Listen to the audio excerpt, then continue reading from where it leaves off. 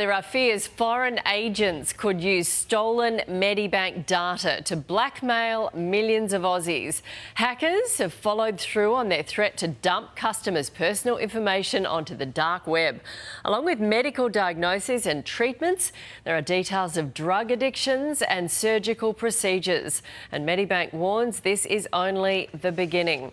For more, we're joined by Elliot Delis from Phronesis Security. He is a former cybersecurity manager at the Australian Signals Directorate.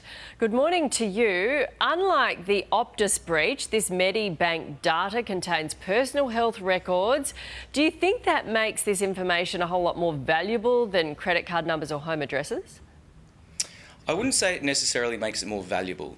Criminals really just want data that they can monetize quickly and easily. And sensitive health data, although obviously it's awful if you're a customer to find that information online, it isn't the easiest thing to monetize. And something to bear in mind as well is, these large criminal networks, they tend to go for corporates, they tend to go for governments, and the reason for that is they feel like they have a better likelihood of being able to get a good score off it. And realistically, I think there's reason to not panic, because as an individual, the likelihood of being targeted by an organisation like this is actually quite low.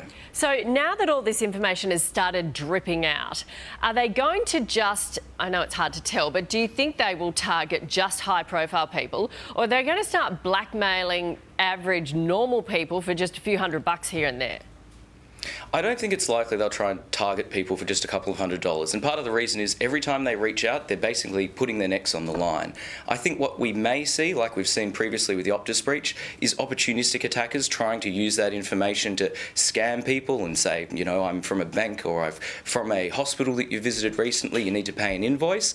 So people just need to be a little extra vigilant and a little extra alert and do work with services like ID Care and the Equifax monitoring to make sure you're aware if someone's trying to misuse your information. So do you think we're going to get more and more of these? I mean, we're already vigilant and we're already getting these scam texts and calls every week. Honestly, I'd like to think this is the beginning of the end. I think every major organisation in Australia is having a really serious look at its digital estate right now. We've been aware that, ransomware and issues with data retention have been a serious concern for a number of years now, and we're just starting to see how bad it can get when organisations do get hit.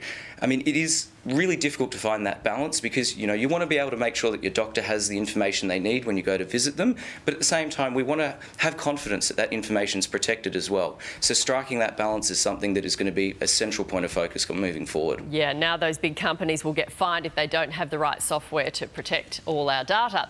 Thank you very much. Appreciate your time.